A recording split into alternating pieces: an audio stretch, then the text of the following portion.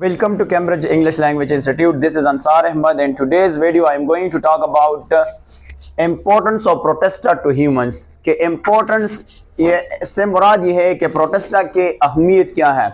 तो सबसे पहला fundamental का मतलब होता है बुनियाद। Ecosystem से मुराद होता है कि the interaction between living and non-living components, और हम ये भी कह सकते हैं कि the interaction between abiotic and biotic components, वो ताल्लुक जो living और non-living के दरमियान होता है उसको हम क्या कहते हैं, उसको हम basically ecosystem कहते हैं। अब ये क्या बना रहा है, ये ecosystem का बेस बना रहा है। अगर मैं यहाँ पे लिखूंगा फाउंडेशन, फाउंडेशन का मतलब होता है बेस बनाना। फाउंडेशन ऑफ किस चीज की बेस बना रहा है, ये बना रहा है फूड चेंज की, फूड चेंज।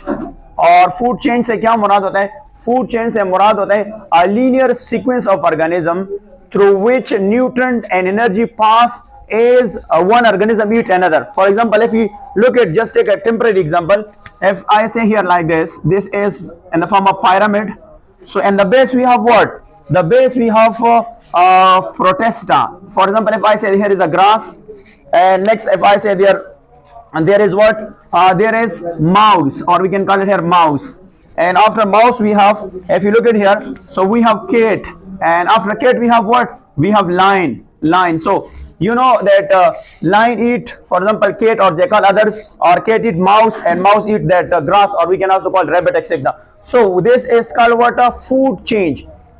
So ये क्या बना रहा है, फूड चेंज की क्या बना रहा है, फाउंडेशन बना रहा है। और इसके अलावा ये प्रोवाइड करता है ऑक्सीजन, ये प्रोवाइड करते हैं O2, और वो जो हम ब्रीथ करते हैं वो क्या करते हैं, ब्रीथ करते हैं।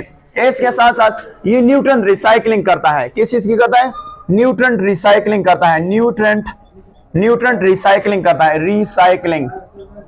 न्यूट्रन रिसाइकलिंग से मुराद ये होता है कि ये न्यूट्रन को, ये मतलब न्यूट्रन को रिसाइकल करने से मुराद होता है कि ये जो डेड ऑर्गेनिक मैटर होता है उसको डिकम्पोज करते हैं, तो इससे जो एलिमेंट होता है जो न्यूट्रन से वो वापस रिसाइकल हो जाता है। इसके साथ साथ इनमें से कुछ है जो हार्मफुल है, प्रोटेस्टा में कुछ है वो क्या है, हार्मफुल है, कुछ इनमें से बेनिफिशियल है, बेनिफिशियल मीन फायदेमंद है, और इसके साथ साथ कुछ ऐसे हैं जो इकोनॉमिकली इंपॉर्टेंट होते हैं। इकोनॉमिकली इंपॉर्टेंट से मुराद ये होता है कि ये हमें मतलब मनी जनरेट कर सकता है, इसको इकोनॉमिकली कहते हैं, इकोनॉमिकली क्या है, इकोनॉमिकली क्या है, इसको हम कहते हैं इकोनॉमिकली। सो इकोनॉमिकली क्या है, इकोनॉमिकली से मुराद होता है कि ये मनी भी जनरेट कर सकता है, इंपॉर्टेंट होता है। और कुछ अभी क्या होने वाला है, डिस्कवर्ड होने वाला है, डिस्कवर्ड होने वाला है, यानी डिस्कवर्ड हो जाएगा। जो ह्यूमन है उसकी नई यूज का जो है वो एंजॉय करेगा, और उसको क्या देगा, यानी वो उसको बेनिफिट्स देगा। ह्यूमन को क्या देगा, बेनिफिट्स टू ह्यूमंस दे सकता है, ह्यूमन को क्या दे सकता है, फायदा दे सकता है। इसके अलावा अगर हम बात करेंगे जो अलजी है वो भी किसको फायदा देता है, ह्यूमन के लिए बेनिफिशियल होता है। जो अलजी है वो किसके लिए बेनिफिशियल है, वो ह्यूमन के लिए बेनिफिशियल है। ह्यूमन के लिए क्या है, बेनिफिशियल है, ह्यूमन के लिए क्या है, बेनिफिशियल है, यानी ह्यूमन को क्या करता है, ह्यूमन को फायदा दे रहा है। और इसके अलावा ये क्या करता है, अलजी जो है ना ये बेस बनाता है, किसके लिए, फूड चेंज के लिए। फूड चेंज के लिए क्या बना रहा है, बेस बना रहा है, फूड चेंज के लिए ये क्या बना रहा है, फूड चेंज के लिए बेस बना रहा है। और इसमें से एक सेंटेंस लिखा है, उसका मतलब है which drives the wheel of life on earth. इससे मुराद ये होता है कि जो अलजी है ना ये क्या करता है, ये प्रिपेयर करता है फूड अदर ऑर्गेनिज्म के लिए। कौन से प्रोसेस के लिए, उसका नाम है फोटोसिंथेसिस। फोटोसिंथेसिस के जरिए जो है ना वो क्या करता है, फूड तैयार करता है। और वर्ल्ड में ये कितना फोटोसिंथेसिस कराता है, 1 क्वार्टर। 1 क्वार्टर से क्या मुराद होता है, क्वार्टर से मुराद होता है, 1 क्वार्टर से मुराद ये है कि फॉर एग्जांपल ये दुनिया है और इनमें इसको हम 4 पे डिवाइड करेंगे, तो ये जो पूरा फोटोसिंथेसिस होता है इनमें एक जो कॉर्नर है ये जो पूरा होता है, ये फोटोसिंथेसिस कौन करवाता है, ये अलजी करवाता है। और इसके जो एसोसिएट होते हैं, जो फ्रेंड्स वगैरह है वो क्या करते हैं, वो करता है। इसके अलावा एक और है जिसका नाम है प्लैंक्टन्स। अब प्लैंक्टन्स क्या चीज है, मैं यहाँ पे अगर बता दूं, प्लैंक्टन्स की बात कर लेते हैं कि प्लैंक्टन्स क्या चीज है। अगर हम यहां पे देख लेते हैं प्लैंक्टन्स, अब ये प्लैंक्टन्स क्या है, ये स्मॉल और माइक्रोस्कोपिक ऑर्गेनिज्म है फ्लोटिंग इन द सी और फ्रेश वाटर। आपने ऑब्जर्व किया जो समंदर होता है या रिवर होते हैं उसके ऊपर जो है ना वो प्लांट्स जो है मूव करते हैं, उसको हम कहते हैं प्लैंकटन कहते हैं। अब ये जो प्लैंकटन है ये फोटोसिंथेसिस करवाता है, फोटोसिंथेसिस करवाता है। और ये फोटोसिंथेसिस कहां पे करवाता है? एक्वेटिक इकोसिस्टम में करवाता है, एक्वेटिक इकोसिस्टम में करवाता है। इकोसिस्टम में क्या करता है? करवाता है। और ये जो फाइटोप्लैंक्टन है ये जो ओशन में होते हैं तो इसकी बहुत ज्यादा मतलब वैरायटी होता है। और ये वैरायटी बेसिकली किस चीज में मुश्तमिल होता है? ये वेरियस प्रोटेस्ट हैं। ये क्या है? वेरियस प्रोटेस्ट इसको कहा जाता है। इसके अलावा जो प्रोटेस्टा है तो वो Protista responsible for decaying organic matter और रिसाइक्लिंग न्यूट्रिएंट। वो क्या करता है? जो मतलब इज अ फंक्शन ऑफ सिप्रोपाइटिक करता है। सिप्रोपाइटिक मतलब से चिडेड ऑर्गेनिक फूड से फूड लेता है और न्यूट्रिएंट रिसाइकल करने में हेल्प करता है। इसके अलावा ये जो है ना क्या करता है? ये एज अ फॉर्म करता है अवॉइड जिसको हम कहते हैं symbiotic relationship with other organism. इस बुक में एक एग्जांपल है वो मैं आपको यहाँ पे समझाता हूँ। फॉर एग्जांपल हमारे पास एक है ट्राइकोनिमाफ, इससे पहले हमने डिस्कस किया था। ये टर्माइट आपके पास दीमक जिसको कहते हैं टर्माइट्स, ये टर्माइट्स के ये जो ट्राइकोनिमाफ है ये कहां पे रहते हैं? ये डाइजेस्टिव ट्रैक्ट में रहते हैं या डाइजेस्टिव सिस्टम के में रहते हैं, डाइजेस्टिव सिस्टम में रहते हैं। किसकी? दीमक के। ये जो ट्राइकोनिमाफ है ये टर्माइट की डाइजेस्टिव सिस्टम में रहते हैं और इसके लिए एक एंजाइम बनाता है जिसका नाम है सेल्यूलोज। और ये सेल्यूलोज क्या करता है? इसको डाइजेस्ट करता है। किस चीज? डाइजेस्ट करता है कौन सा चीज? फूड के डाइजेशन में हेल्प करता है। और इसको क्या मिलता है? ट्राइकोनिमाफ को शेल्टर मिलता है और टर्माइट्स के लिए ये सेल्यूलोज बनाते हैं, सेल्यूलोज की फूड की डाइजेशन करता है। ऐसा रिलेशनशिप जिनमें से दोनों पार्टनर को फायदा होता है उसको हम कहते हैं symbiotic relation, because the word symbiotic mean living together. तो ये दोनों स्पीशीज एक जगह पे रहते हैं और दोनों को फायदा होता है, तो इस तरह रिलेशनशिप को हम क्या कहते हैं? Symbiotic relationship. अब एक और एग्जांपल डिस्कस करते हैं कि जो हमारे पास एनिमल लाइफ प्रोटेस्ट होते हैं, हमने इससे पहले डिस्कस किया एनिमल लाइफ प्रोटेस्ट जो है ना एनिमल लाइफ प्रोटेस्ट हमने डिस्कस किया। फॉर एग्जांपल ईपी कॉम्प्लेक्सेस हो गया, तो ये ह्यूमंस में बीमारियां फैलाते हैं। इनमें से सबसे पहले जो बीमारी का नाम है वो है मलेरिया।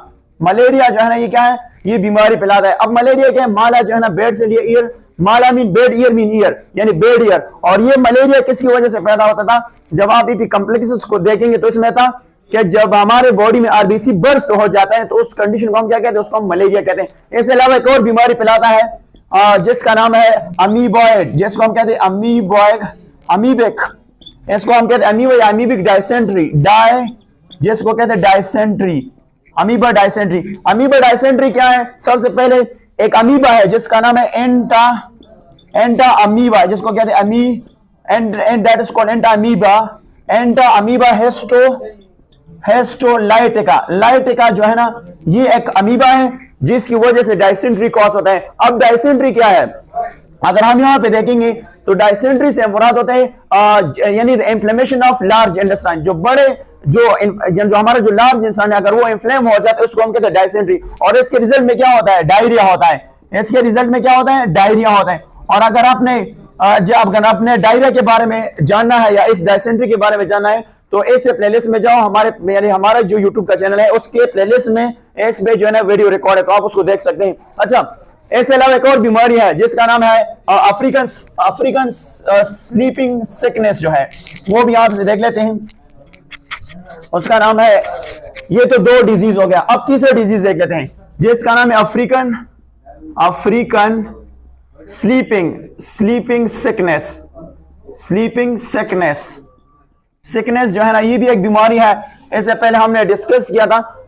इसके जो सिम्टम है वो क्या करता है? वो सिम्टम जो है ना वो स्लीप को डिस्टर्ब करता है, मतलब उसके साथ मैच करता है। तो इससे पहले हमने इस पे पूरे डिटेल से बात की तो आप उसको देख सकते हैं। इसके साथ एक और बीमारी कॉज करता है जिसका नाम है गायाडियोसिस। अब ये क्या चीज होता है? ये बेसिकली एक पैरासाइट है जिसका पूरा नाम है गाया यानी डिया, और इसको कहते हैं ये एक पैरासाइट, इसका पूरा नाम है ड्यूडिनल्स जो है ना ये क्या है? ये एक पैरासाइट है और ये एक बीमारी के फैलाता है दैट इज कॉल्ड क्या कह सकते हैं इसको? गायडियोसिस। और ये क्या काज करता है? इस बीमारी को हम कहते हैं डायरिया। ये क्या है? डायरिया, इसको कहते हैं डायरियल। और डायरियल क्या होता है? जो हमारी बॉडी से loss of loss of electrolytes और प्लस वाटर हो जाता है, उसको हम कहते हैं डायरियल कहते हैं। अच्छा, इसके अलावा अगर हम देखते थे तो हमारे पास एक बीमारी कॉज करता था जिसका नाम था फाइटोफथूरा। फाइटोफथूरा यानी फाइटोफथूरा जो है ना, फाइटोफथूरा इन्फेस्टेंस फाइटोफथूरा इन्फेस्टेंस एक बीमारी है जो यानी ये कहां पे काज होता था, जिसका नाम है लेट ब्लाइट पोटैटो में काज होता था। और ये किसकी वजह से काज होता है, उसका नाम है वाटर मोल्ड इसको कहते हैं। वाटर मोल्ड की बजाय इसको आप कह सकते हैं कि ये ऊमाइकोटा या ऊमाइसाइट्स है।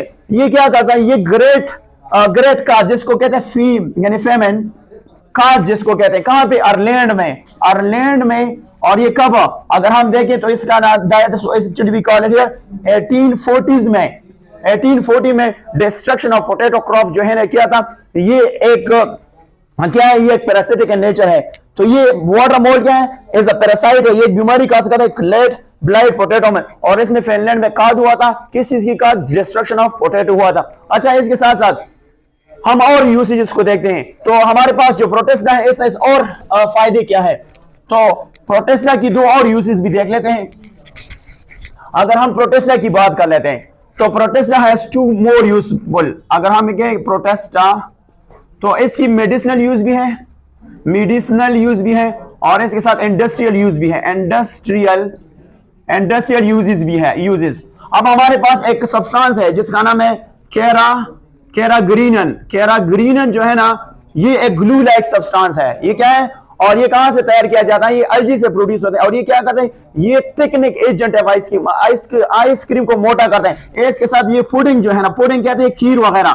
और इसके अलावा डायरी प्रोडक्ट जो है ना, डायरी प्रोडक्ट बनाने में ये क्या करते हैं, ये इस्तेमाल होता है। इसके साथ साथ अगर हम देख लेते हैं कि हमारे पास जो एल्गी है इससे और कौन कौन सी चीजें जो है वो तैयार की जाती है, तो इससे वैक्सेस भी प्रोड्यूस हो जाता है, प्लास्टिक भी प्रोड्यूस हो जाता है। और इसके साथ साथ हम लुब्रिकेंट्स भी यूज कर लुब्रिकेंट्स भी इससे पैदा, लुब्रिकेंट्स क्या मुराद होते हैं, ग्रीसेस वगैरह। अच्छा, अगर हम और बात करेंगे हमारे पास जो प्रोटेस्टा है, प्रोटेस्टा से जो है मेडिसिन तैयार किया जाता है, वो किसके ट्रीटमेंट के लिए इस्तेमाल होता है, नंबर 1 अल्सर के लिए। अल्सर से मुराद होता है जब हमारे स्टमक या स्मॉल इंटेस्टाइन में सुराख होल पैदा हो जाता है, उसको हम कहते हैं अल्सर। अगर ये स्टमक में पैदा हुआ तो इसको गैस्ट्रिक अल्सर कहते हैं, अगर ये ड्यूडिनल में पैदा हुआ उसको ड्यूडिनल अल्सर कहते हैं। इसके अलावा हाइपरटेंशन होता है, और हाइपरटेंशन से मुराद होता है, हाइपर का मतलब है हाई, टेंशन मींस यानी blood pressure, high blood pressure वगैरह के लिए जो है ना वो यानी मेडिसिन इस्तेमाल हो सकता है। इसके अलावा आर्थराइटिस जो है ना किसको कहते हैं, आर्थराइटिस से मुराद होते हैं इन्फ्लेमेशन ऑफ जॉइंट्स, यानी जोड़ों की जो बीमारी है उसको हम कहते हैं आर्थराइटिस कहते हैं। इसके अलावा जो हमारे पास रेड एल्गी है, रेड एल्गी अगर हम देखेंगे रेड एल्गी, ये रेड एल्गी जो है ना मुख्तलिफ कंट्रीज में फूड के तौर पर इस्तेमाल किया जाता है। इसके साथ साथ रेड एल्गी जो है ना, ये इनमें से दो चीजें होता है, एक का नाम है विटामिन्स होता है और दूसरे का नाम है मिनरल्स, जिसको हम कहते हैं मिनरल्स। अब इन दोनों में क्या फर्क है, विटामिन जो है ना ये ऑर्गेनिक सब्सटेंसेस होते हैं, ये प्लांट्स और एनिमल से आता है। मिनरल जो है ना ये इनऑर्गेनिक सब्सटेंसेस होता है, ये वाटर और सॉइल से आता है। तो ये था आज का जो